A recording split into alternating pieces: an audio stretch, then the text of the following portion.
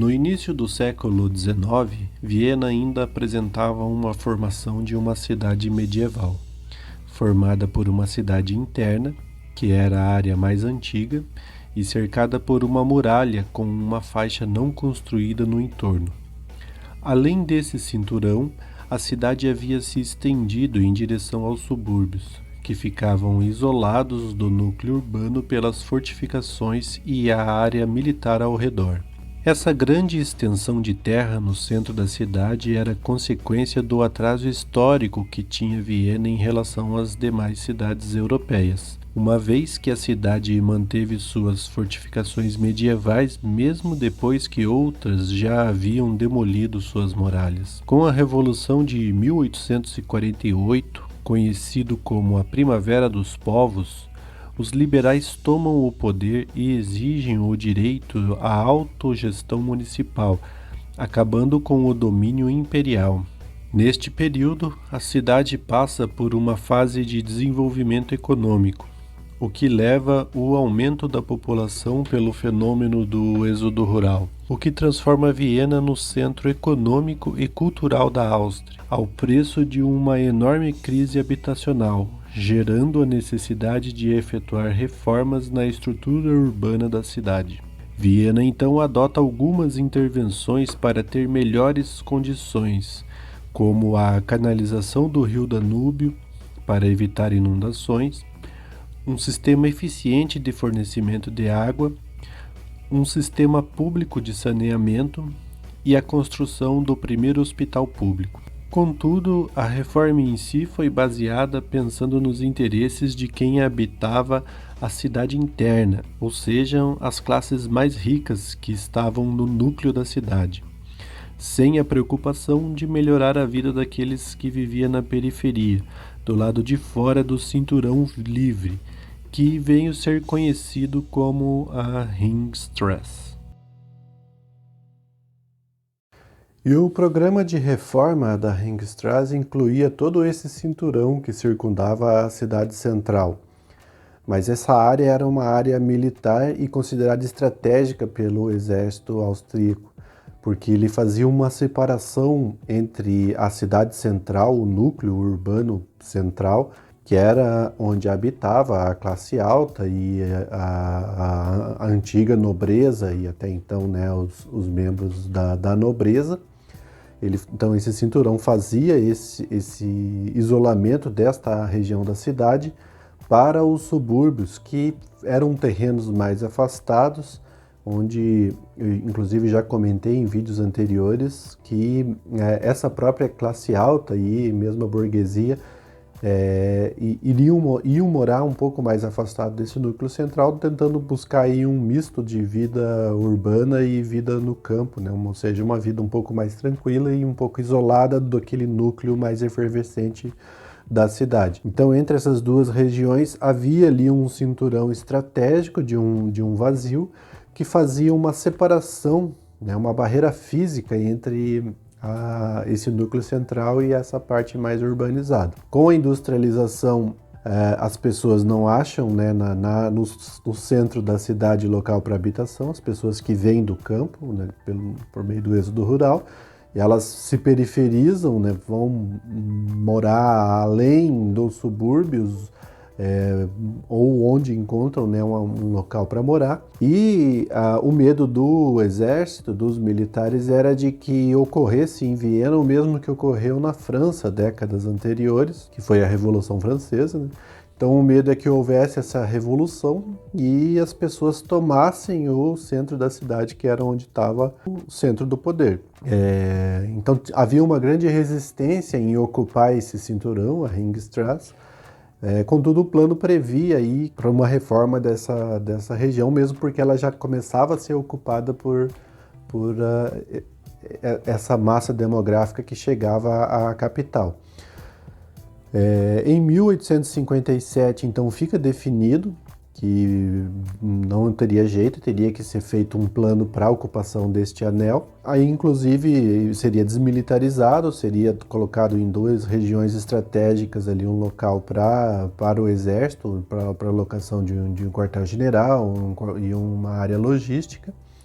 Então o plano é desenvolvido para a urbanização de toda essa área. A governança da cidade ela lança um concurso para fazer essa urbanização, né? Um projeto, um planejamento, um projeto para essa urbanização, cujo concurso participa 85 arquitetos. Contudo, ela não pega uma proposta vencedora e aplica. A comissão faz, digamos que como um apanhado das melhores propostas e começa a executar. Então, disso surge que vários edifícios monumentais que deveriam ter no programa, né? Tinham várias instituições que deveriam ter aí nessa reurbanização ou nessa urbanização de fato, uma vez que era uma área vazia. Então, como a igreja, um edifício para a prefeitura, né, que seria para a governança, museus e vários edifícios institucionais, eles pegaram as melhores propostas que eles foram considerando. Então ocorre que vários estilos começaram a se misturar ali entre esses edifícios públicos, como o barroco, o neoclássico grego, enfim, uma diversidade de estilos para cada um desses novos edifícios foi escolhido. Mas no plano master, digamos assim, né, no plano mestre ali de toda essa região, é proposta então uma grande via, uma via larga que faz todo o contorno dessa área. Essa via ela faz quase que como uma separação ainda assim, né, mesmo com a reformulação urbana, eles ainda persistem, né, nessa ideia de isolar o centro urbano de alguma forma, né? Então é proposta essa via bastante larga que circunda toda a cidade central. Nesta via não é permitido nesse primeiro momento o tráfego de veículos, de carros. Então ela dá esse certo isolamento da cidade principal para essa cidade da Ringstrasse que estava sendo proposta. E a maioria dos edifícios, né, tirando esses institucionais, que eram edifícios pontuais, a maioria dos edifícios eram edifícios residenciais, dos quais predominaram aí edifícios de apartamentos de 4 a 6 pavimentos.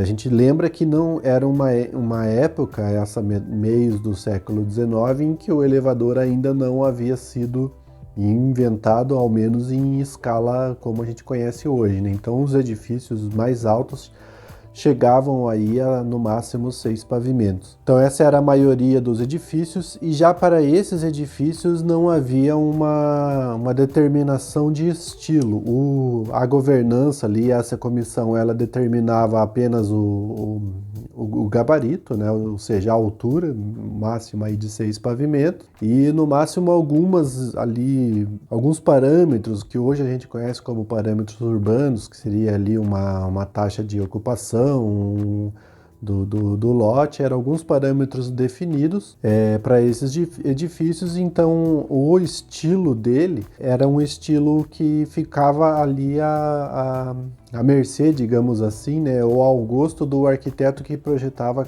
que estaria projetando cada um destes edifícios de apartamentos. Então muitos surgem com essa transição, digamos assim, de estilos de uma era mais industrial, mesmo porque já começava-se nessa produção em grande escala de edificações. Então a gente já observa aí alguma aplicação de técnicas mais industriais na construção de edificações. Curiosamente, essa área ela vai ficando, digamos assim, bem badalada, porque a gente observa que as pessoas começam, né, a habitar e usar mais essa área, e ela fica sendo ali preferida pela classe alta, né? Embora elas tivessem ali condomínios e casas de alto padrão nos subúrbios, elas começam a dar preferências ali para essa área da Ringstrasse. E com isso surgem o que ficou denominado como palácios de aluguel, que eram grandes casarões, mansões construídas ali,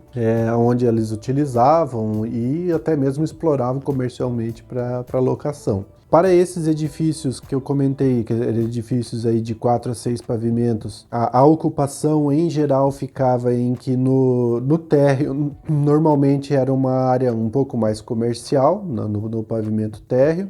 As classes mais altas ocupavam aí os apartamentos do primeiro pavimento, né? O primeiro pavimento acima do térreo, que seria ali o segundo andar, né? Digamos assim, da edificação. Esse primeiro pavimento e o segundo pavimento eram os mais procurados, digamos assim, os mais valorizados, né? Mais uma vez, como não havia elevador, então esses eram os pavimentos mais acessíveis, então normalmente ficavam as classes mais altas nesses primeiros pavimentos mais próximo à rua, e mais acima eram os pavimentos mais de uma, digamos assim, de uma classe média. Então a gente observa que mesmo nessa reformulação urbana da Ringstraße, a periferia, a classe mais trabalhadora também não estava encontrando local para ela, porque as edificações começaram a surgir, mas naturalmente que como foi uma área com investimento ali, capital para uma melhoria dessa área, os imóveis começaram a ter, a especulação imobiliária começaram a ter um custo mais alto.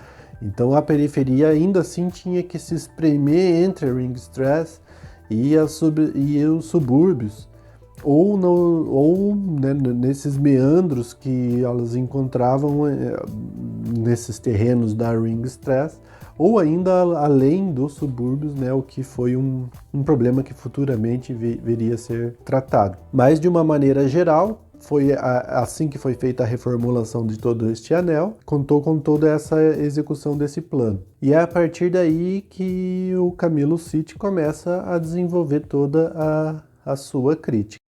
Este é um corte do canal Café Cidade. Se este assunto te interessa, o link completo do vídeo está na descrição. E não esqueça de se inscrever no canal e deixar o like neste vídeo. Obrigado!